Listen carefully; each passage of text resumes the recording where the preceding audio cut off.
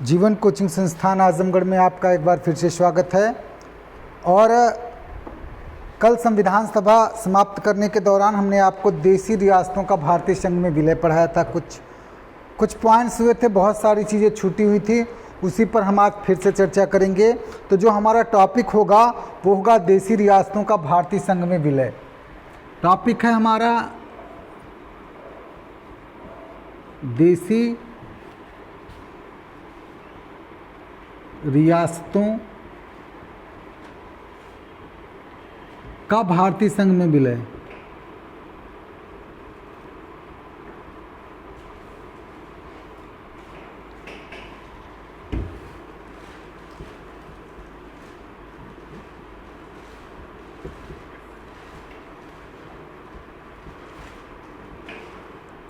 विलय, इसको आज हम फिर से देखते हैं। कल कुछ चीज़ें हुई थी, कुछ छूटी हुई थी, इसको आज हम फिर से कंटिन्यू करेंगे। तो देसी रियासतों का भारतीय संघ में विलय, इस पर हमें चर्चा करनी है। तो हमें जानना होगा भारतीय स्वतंत्रता अधिनियम 1947। भारतीय स्वतंत्रता अधिनियम, भारतीय स्वतंत्रता अधिनियम 1947, यानी जब देश को आज़ादी दी गई। Government of India independence act 1947 के द्वारा भारत को आज़ादी दी गई। प्रोविज़न क्या किया, प्रावधान क्या किया गया था, उसे आप देख लीजिए, फिर हम आगे बढ़ते हैं। प्रावधान ये किया गया कि भारत आज़ाद होगा। भारत क्या होगा? आज़ाद होगा। उसके साथ साथ पाकिस्तान नामक एक नए राष्ट्र का पूरे विश्व के मानचित्र पर उदय हुआ। पाकिस्तान भी होगा। तीसरा पार्ट जो था वो थी देसी रियासतें।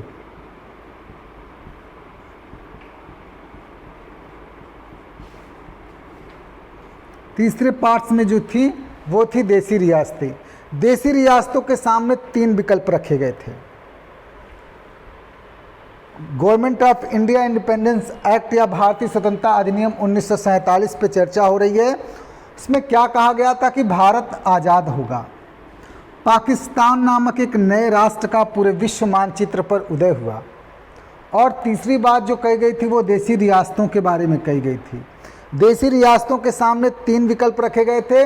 पहला विकल्प ये रखा गया था कि आप चाहें तो अपना विलय भारत में कर लें। क्या कहा गया था? पहला, चाहे तो आप अपना विलय भारत में कर लें। फिर दूसरी बात कही गई थी, चाहे तो अपना विलय आप पाकिस्तान में कर लें। तीसरी बात जो कही गई थी वो ये कही थी, आप चाहें तो स्वतंत्र भी रह सकती हैं। देसी रियासतों के विलय की चर्चा हो रही है और इस पे हमने आपको क्या बताया, भारतीय स्वतंत्रता अधिनियम 1947 में क्या प्रावधान किया गया था। प्रावधान ये किया गया था कि भारत आज़ाद होगा, पाकिस्तान नामक एक नए राष्ट्र का उदय हुआ और देसी रियासतों को भी आज़ादी दी गई। लेकिन देसी रियासतों के सामने तीन शर्तें रखी गई थीं।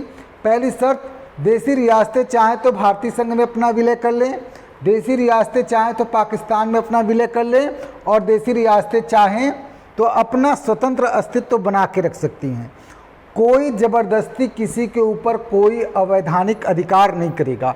यदि ऐसा काम करता है तो आपको पता होगा 24 अक्टूबर 1945 को संयुक्त राष्ट्र संघ की स्थापना हो चुकी थी और संयुक्त राष्ट्र संघ उसके खिलाफ कार्रवाई करेगा। ये प्रावधान था।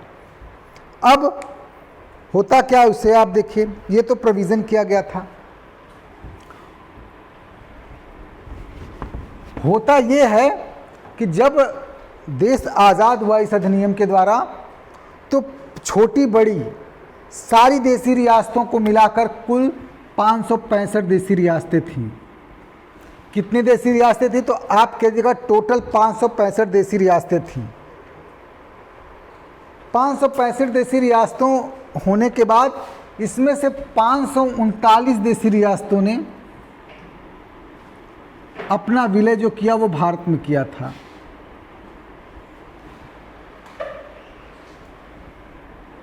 उसके बाद 23 देसी रियासतों ने अपना विलय पाकिस्तान में किया था। और 3 देसी रियासतें थीं जो चाहती थी अपना स्वतंत्र अस्तित्व। क्या चाहती थी? अपना स्वतंत्र अस्तित्व चाहती थी। अब मैक्सिमम देशी रियासतों का भारतीय संघ में विलय क्यों हुआ, इस पर भी थोड़ी सी चर्चा हो जाए, फिर हम लोग आगे बढ़ेंगे। मैक्सिमम भारतीय देशी रियासतों का भारतीय संघ में इसलिए विलय हुआ क्योंकि भारतीय संविधान में 3 प्रावधान कर दिए गए। पहला प्रावधान ये किया गया कि संपत्ति का अधिकार जो होगा आपका वो मौलिक अधिकार होगा। क्या होगा? संपत्ति का अधिकार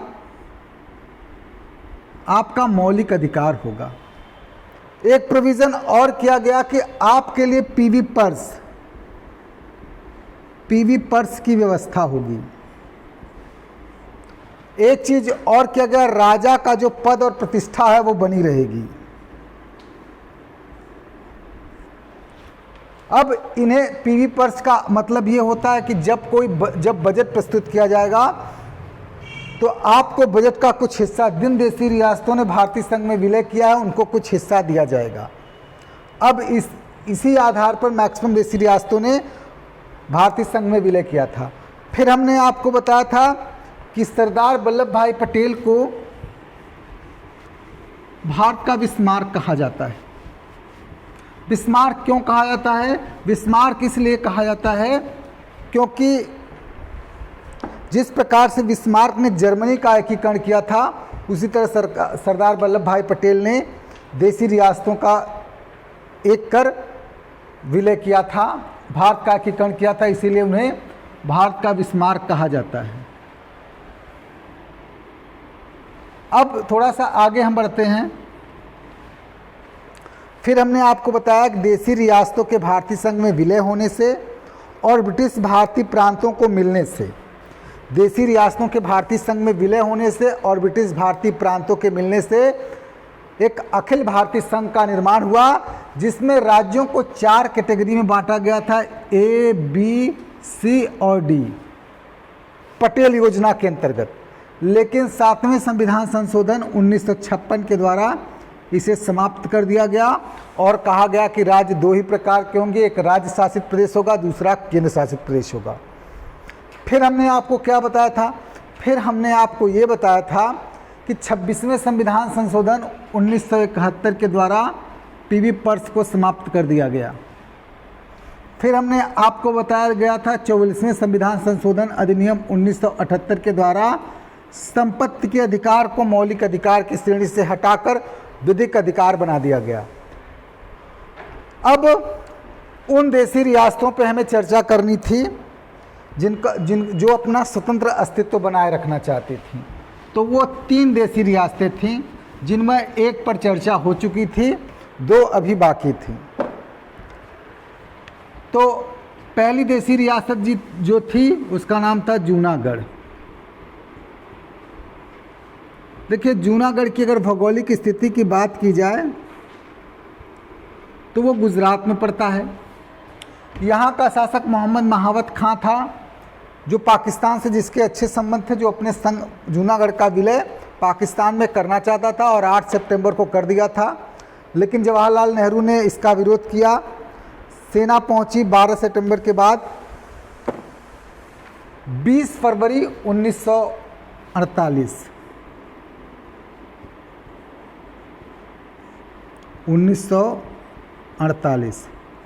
जूनागढ़ का जन्म संग्रह के आधार पर भारतीय संघ में विलय कर दिया गया, जिसको हमने पिछली क्लास में देखा था। अब आगे हम चलते हैं हैदराबाद की तरफ।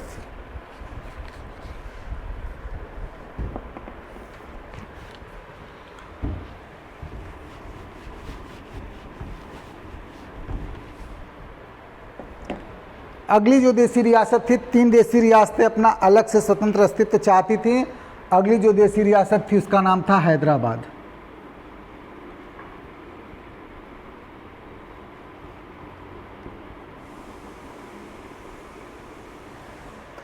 इसकी भौगोलिक स्थिति यदि आप देखेंगे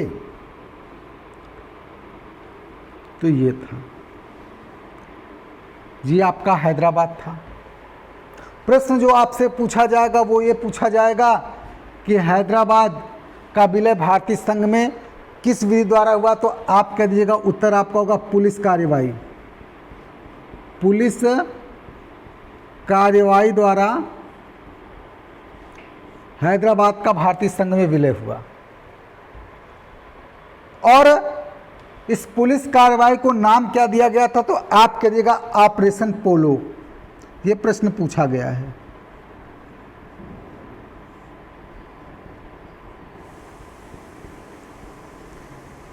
हैदराबाद देसी रियासत का विलय भारतीय संघ में किस विधि द्वारा किया गया था, तो उस विधि का नाम था ऑपरेशन पोलो।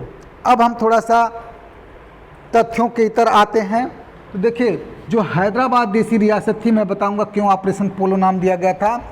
हैदराबाद जो देसी रियासत थी, यहाँ का शासक था निजाम। शासक निजाम था, अच्छे संबंध थे इसके पाकिस्तान से। और दूसरी चीज, हैदराबाद इतनी बड़ी देसी रियासत थी कि इसका खुद का सिक्का चलता था।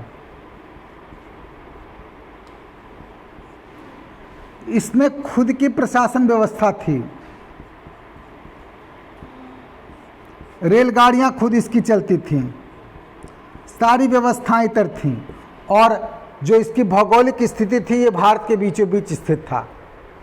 भारतीय संविधान के निर्माता, भारतीय शासन प्रशासन के नेतृत्वकर्ता, भारत के स्मारक पंडित जवाहरलाल नेहरू और सरदार वल्लभ भाई पटेल के लिए ये चीज़ें हमेशा खटकती थीं, क्योंकि इस हैदराबाद देसी रियासत का जो अच्छे संबंध थे ये पाकिस्तान से थे।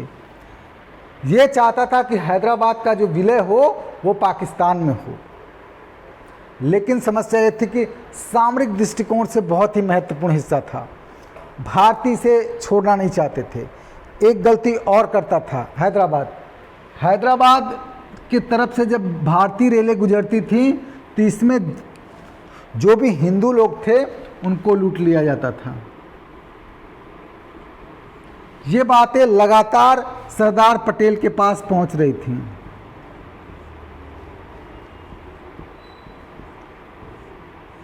सरदार पटेल ने सेना प्रमुख करियप्पा, उस समय तत्कालिक सेना प्रमुख करियप्पा थे,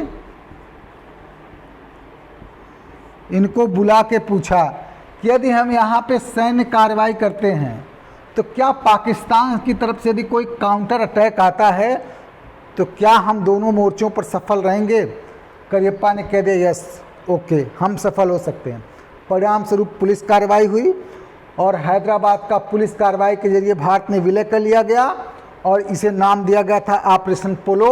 ऑपरेशन पोलो नाम क्यों दिया गया था, क्योंकि तत्कालिक हैदराबाद में 17 पोलो के मैदान थे, जो विश्व में किसी भी देश में स्थित मैदानों से सबसे ज़्यादा थे, इसीलिए इसे ऑपरेशन पोलो नाम दिया गया था। हमने आपको क्या बताया।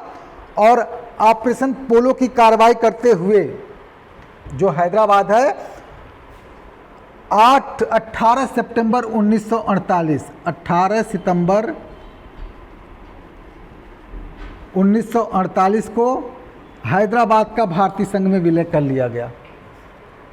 तो हमने आपको क्या बताया, हम आपको पढ़ा रहे हैं देसी रियासतों का भारतीय संघ में विलय। विलय में हमने सबसे पहले आपको जूनागढ़ बताया, जहां का शासक मोहम्मद महावत खां था, किस तरह से वो सारी प्रक्रियाएं कंप्लीट हुई।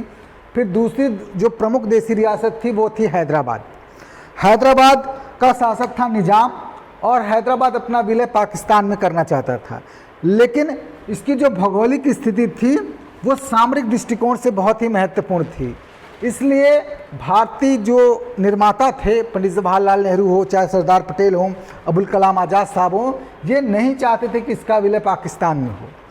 और ये इतनी बड़ी देसी रियासत थी कि इसका खुद का सिक्का, खुद की रेलगाड़ियाँ चलती थीं। तब इसमें से गुजरने वाली रेलगाड़ियों से लूट लिए जाते थे हिंदुओं को। तब सरदार पटेल जो देसी रियासत परिषद के अध्यक्ष भी थे, उन्होंने जनरल करियप्पा को बुला के पूछा कि यदि यहाँ पे सैन्य कार्रवाई होती है तो क्या हमारी सेना इस मोर्चे पर इधर से यदि हेल्प आती है तो क्या यहाँ पे काउंटर अटैक कर सकती है। तो करियप्पा ने कह दिया हाँ।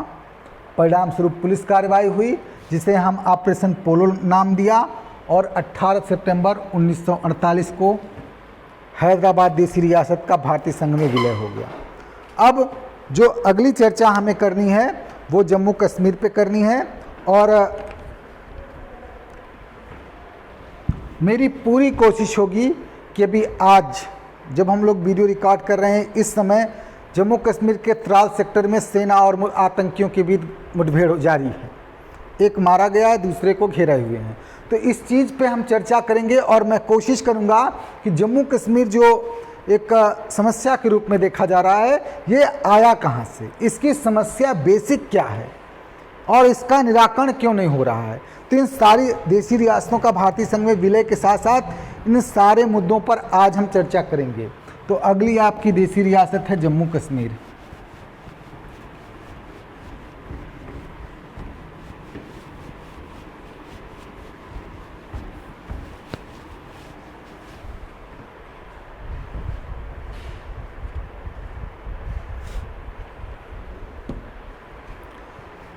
आपकी अगली देशी रियासत क्या है? जम्मू और कश्मीर।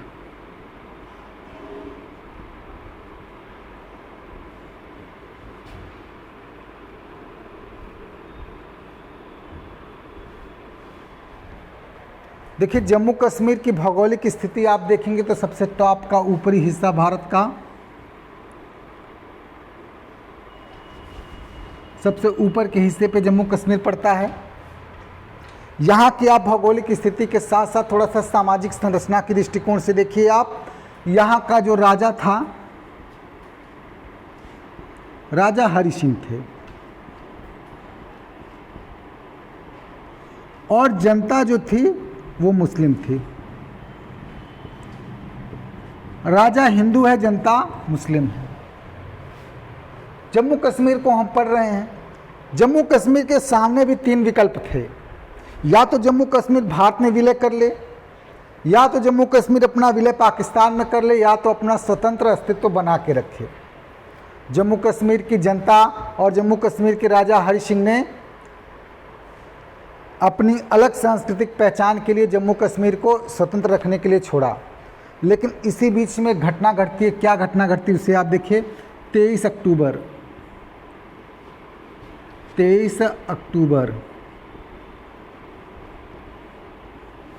1947 को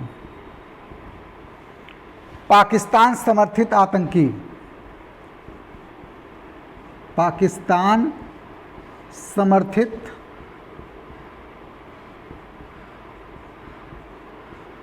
कबीलाई आतंकी जम्मू कश्मीर के पर हमला करते हैं। हमला कहाँ किया? जम्मू कश्मीर पर।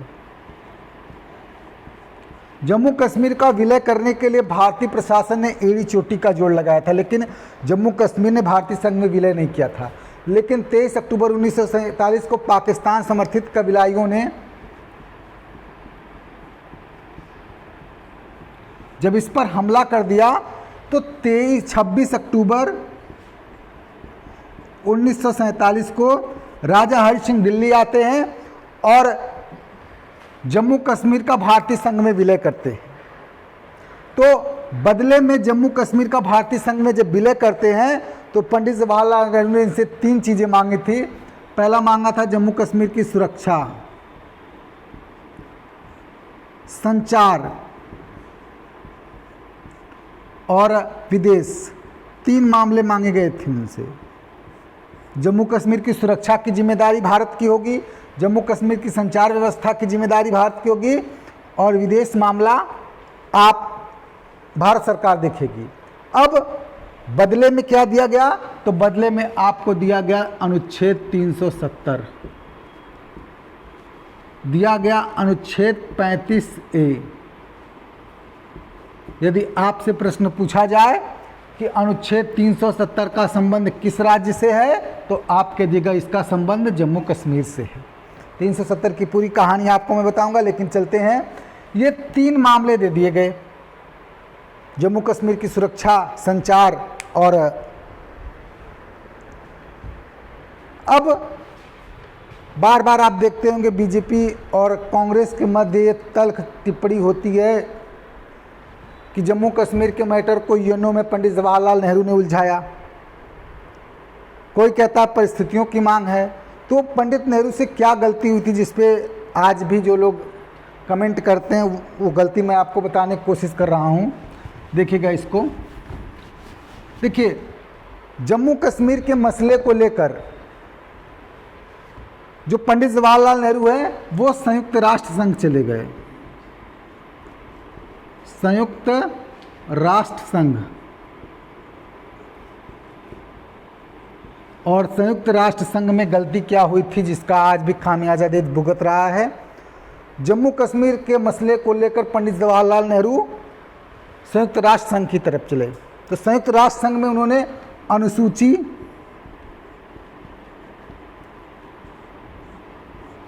6 के अंतर्गत मांग कर दी, जो अनुसूची 6 के अंतर्गत मांग कर दी, और होना चाहिए था अनुसूची 5 के अंतर्गत। अनुसूची 6 और 5 में क्या अंतर है? अनुसूची 6 कहती है कि ये क्षेत्र, संयुक्त राष्ट्र संघ का जो चार्टर है उसकी अनुसूची 6 क्या कहती है, उसे आप सुन लीजिए। पूरा जम्मू कश्मीर आज आपको पढ़ाया जा रहा है, क्या समस्याएं, क्यों अब तक उसका निराकरण नहीं हुआ है। देखिए अनुसूची 6 क्या कहती है, अनुसूची 5 क्या कहती है। जो मांग इन्होंने यूएनओ में रखी थी वो अनुसूची 6 के अंतर्गत रखी थी। अनुसूची 6 कहती कि ये क्षेत्र विवादित है। जब आपने पहले ये स्पष्ट कर दिया कि ये क्षेत्र विवादित है, इस पर संयुक्त राष्ट्र निर्णय दे, तो संयुक्त राष्ट्र क्या कहेगा कि जब भाई विवादित है ये क्षेत्र, आपका जो क्षेत्र विवादित है, तो इस पर हम जनमत संग्रह करवा सकते हैं। अनुसूची 5 क्या कहती है? अनुसूची 5 कहती है ये क्षेत्र मेरा है और इस पर किसी ने अवैध कब्जा किया है। ये क्षेत्र विवादित है, इस पर पाकिस्तान ने कब्जा किया है, ये दूसरी बात हो गई।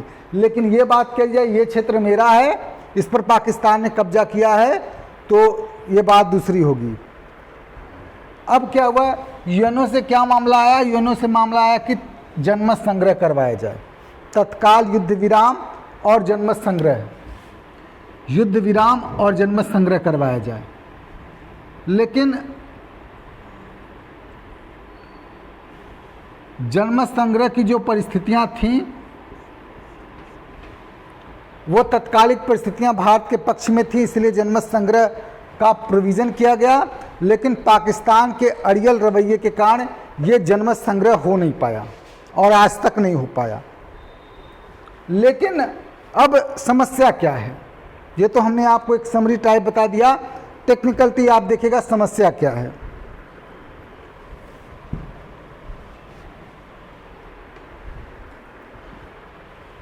जब राजा हरि सिंह ने, मान लीजिए ये जम्मू कश्मीर है, जब राजा हरि सिंह ने विलय प्रपत्र पर हस्ताक्षर किया था तो जम्मू कश्मीर के लगभग 20% हिस्से पर भारत का कब्जा था, मतलब जम्मू कश्मीर था। शेष 80% हिस्से पर पाकिस्तान समर्थित कबीलाइयों का कब्जा था। 20 पर भारत का और शेष पे पाक का। कब? जब 26 अक्टूबर 1947 को विलय प्रपत्र हस्ताक्षर किया गया था, तब की स्थिति ये थी। लेकिन जब सेना उत्तरी कार्रवाई करना शुरू किया तो फिर उसके बाद ये हिस्सा कम हुआ। सेना ने कार्रवाई करते करते जो 60% हिस्सा है जम्मू कश्मीर क्षेत्रफल का वो भारत की तरफ है और 40% हिस्सा पाकिस्तान की तरफ है।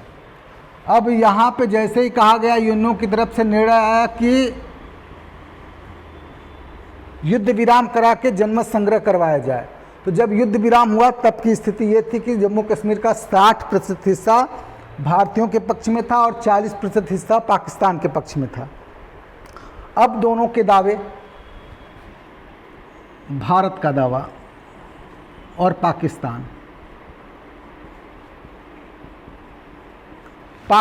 कहता है कि युद्ध में विजित भाग हमेशा विजेता का होता है, तो हमने जो जीता था 40% हिस्सा वो भारत हमारा वापस करे।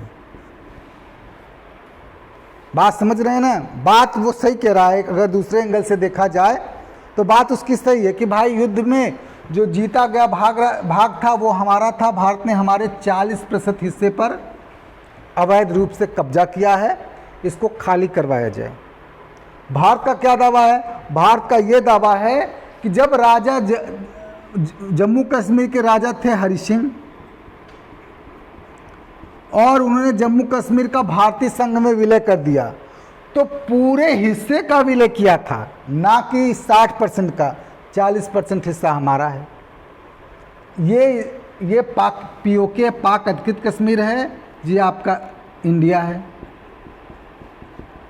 इनके दावे हैं कि इनका 40% हिस्सा हमारा है, इनका दावा है कि 40% हिस्सा हमारा है। ये तो है समस्या। अब समाधान क्या है? जब समस्या है तो उसका समाधान भी आप सुन लीजिए, फिर हम लोग इस पर कैसे केंद्रीय नियंत्रण होता है, फिर 370 कैसे हटाया जाता है, वो सारे प्रोविज़न करवा के आज इसको समाप्त किया जाएगा। समस्या है तो इसका समाधान क्या है? देखिए, समाधान नंबर 1, भारत पाकिस्तान पर हमला करके 60% हिस्सों पर कब्जा कर ले। 40% अपना जो 60 तो है, 40% जो हिस्सा भारत का छूटा हुआ है हरि सिंह के विलय प्रपत्र के अकॉर्डिंग, उस पर कब्जा कर ले। लेकिन भारत ऐसा नहीं कर सकता है, क्योंकि भारत की विदेश नीति हमेशा शांति और सहिष्णुता की रही है। ये तो हो गया किताबी ज्ञान। भारत ऐसा नहीं कर सकता क्योंकि भारत की विदेश नीति का जो आधार है वो शांति और सहिष्णुता है। लेकिन यहाँ पे 2 चीज़ें हैं। एक, गिलगिट प्रांत में यूएसए का सैन्य हवाई अड्डा है इसी पीओके में। दूसरा, अक्साई चीन को पाकिस्तान ने पाक अधिकृत कश्मीर से गलियारा दे रखा है। यदि ऐसा भारत करता है तो तृतीय विश्व युद्ध की संभावनाएं ज़्यादा रहेंगी। दूसरा, पाकिस्तान भारत पे कब्जा कर ले, तो वो कई बार कर चुका है लेकिन आज तक असफल रहा है। तीसरी समस्या ये है कि हिंदुस्तान क्या करे? पाकिस्तान से अपने अच्छे संबंध बनाने के लिए ये हिस्सा दे दे पाकिस्तान को। तो ऐसा नहीं हो सकता, क्योंकि जम्मू कश्मीर के साथ हमारा संबंध आंतरिक है, मानसिक है। ये ऐसा करेगा तो आतंकी संगठन करने नहीं देंगे। तो अब समस्या का निराकरण क्या है? समस्या का निराकरण ट्रैक 1 पॉलिसी। ट्रैक 1 पॉलिसी, जहां सरकार बैठ के बात करे। ट्रैक 2 पॉलिसी, जहां पब्लिक से पब्लिक का रिलेशन हो। जैसे अजमेर शरीफ की दरगाह है, पाकिस्तान का कोई व्यक्ति आता है, उसके अंदर ये है कि हिंदुस्तान में बहुत से लोग कट्टरपंथी हैं, हमारी हत्याएं हो जाती हैं। लेकिन जैसे वो अजमेर शरीफ की दरगाह पे जाता है, वहाँ चादर बेचने वाला हिंदू उसका चप्पल भी रखता है, जूता भी रखता है, उसको पानी भी पिलाता है, तो उसके अंदर ये भावना आई कि नहीं, जैसा हमें बताया गया था वैसा हिंदुस्तान के लोग नहीं। ये ट्रैक 2 पॉलिसी है। हिंदुस्तान का कोई ननकाना साहब का दर्शन करने कोई सिख गया, वहाँ ननकाना साहब के चढ़ावे के लिए जो चढ़ावा था वो कोई मुस्लिम परिवार बेच रहा था, तो वे पब्लिक टू पब्लिक रिलेशन, ये होता है आपका ट्रैक 2 पॉलिसी। ट्रैक 1 पॉलिसी, अच्छे संबंध बनाने के लिए हम पब्लिक स्तर पे सरकार अपने स्तर पे काम करे। ये तो हो गया आपका जम्मू कश्मीर क्या है, क्या समस्या, क्या निराकरण है। अब जम्मू कश्मीर के केंद्रीय नियंत्रण की थोड़ा सा एक और टॉपिक है, उस पर चर्चा हम लोग कर लेते हैं। जम्मू कश्मीर पर नियंत्रण कैसे स्थापित हुआ? देखिए, जैसे ही हरि सिंह ने विलय प्रपत्र पर हस्ताक्षर किया, कब?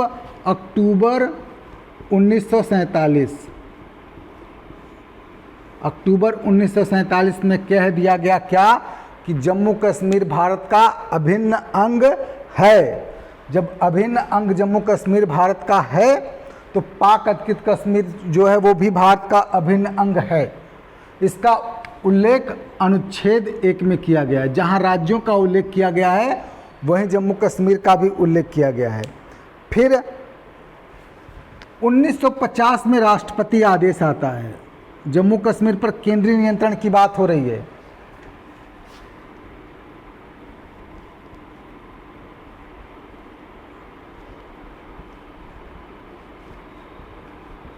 जम्मू कश्मीर पर केंद्रीय नियंत्रण की ये बात है। अक्टूबर 1947 में जैसे ही राजा हरि सिंह ने विलय प्रपत्र पर हस्ताक्षर कर दिया था, वैसे ये मान लिया गया कि जम्मू कश्मीर भारत का अभिन्न अंग है, जिसका उल्लेख अनुच्छेद 1 में है। फिर 1950 में राष्ट्रपति आदेश आया। राष्ट्रपति आदेश, इसमें क्या लिखा गया था उसे आप सुन लीजिए। राष्ट्रपति आदेश में यह कहा गया था कि यदि भारत की संसद जम्मू कश्मीर की सुरक्षा, जम्मू कश्मीर का संचार और जम्मू कश्मीर के विदेश, इन 3 मामलों को लेकर कोई कानून बनाती है और वह कानून अनुच्छेद 370 का उल्लंघन करता है तो उल्लंघन नहीं माना जाएगा।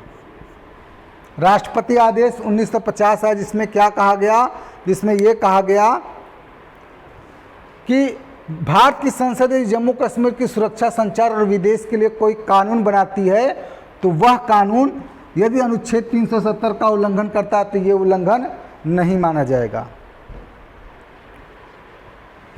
अब अगला जो है वो इम्पॉर्टेंट है क्योंकि ये पूछा गया है।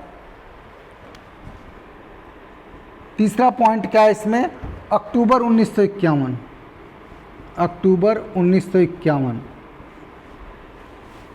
अक्टूबर 1951 में जम्मू कश्मीर संविधान सभा की बैठक हुई। किसकी बैठक हुई? जम्मू कश्मीर संविधान सभा की। इसमें क्या निर्णय हुआ?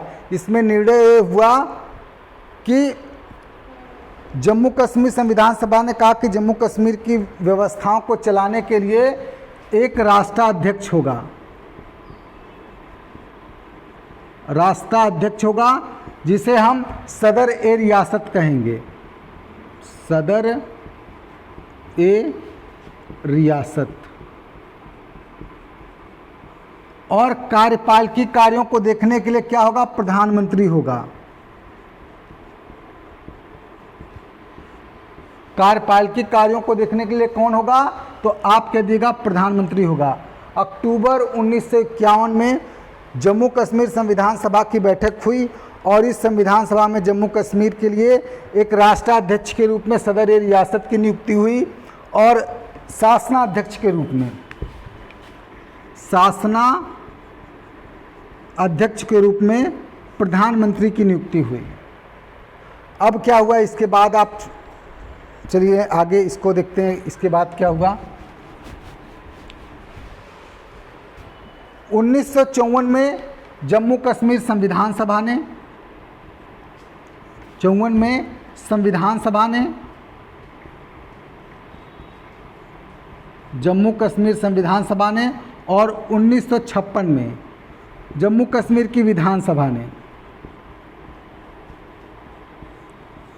जम्मू कश्मीर का भारतीय संघ में विलय की पुष्टि कर दी। जम्मू कश्मीर के भारतीय संघ में विलय की पुष्टि कर दी। अब नोट में कुछ पॉइंट आप लिखिएगा।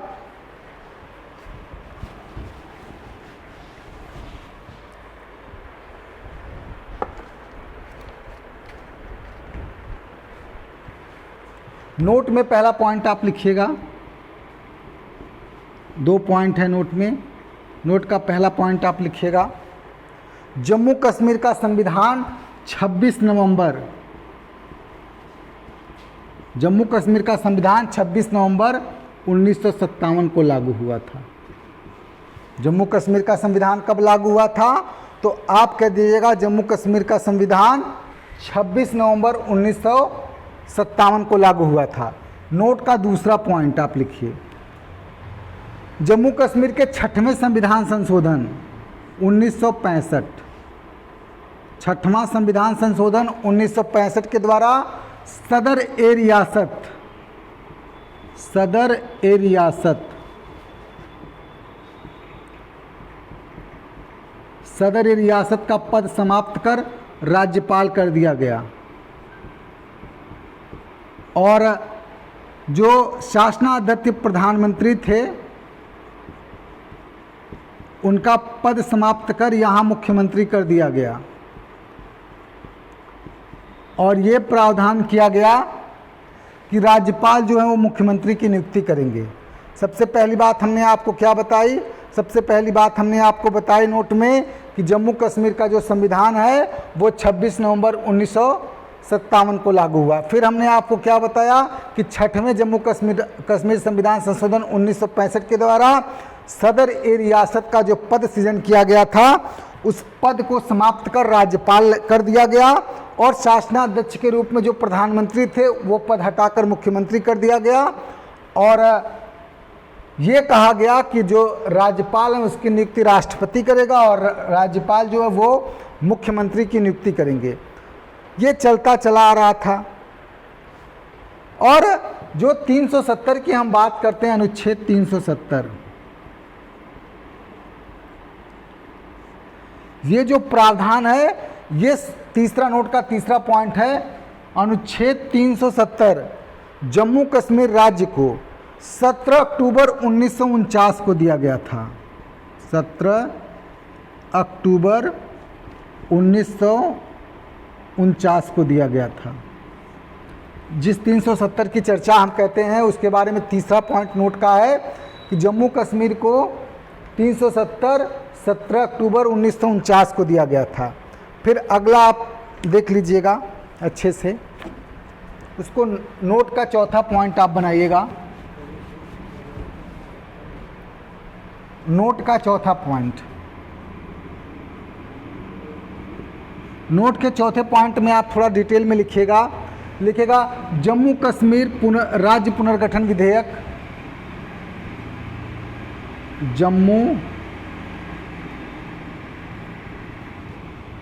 जम्मू कश्मीर राज्य पुनर्गठन विधेयक, राज्य पुनर्गठन विधेयक 2019। जम्मू कश्मीर राज्य पुनर्गठन विधेयक 2019 जो 5 अगस्त को जम्मू कश्मीर राज्य पुनर्गठन विधेयक 5 अगस्त को राज्यसभा में,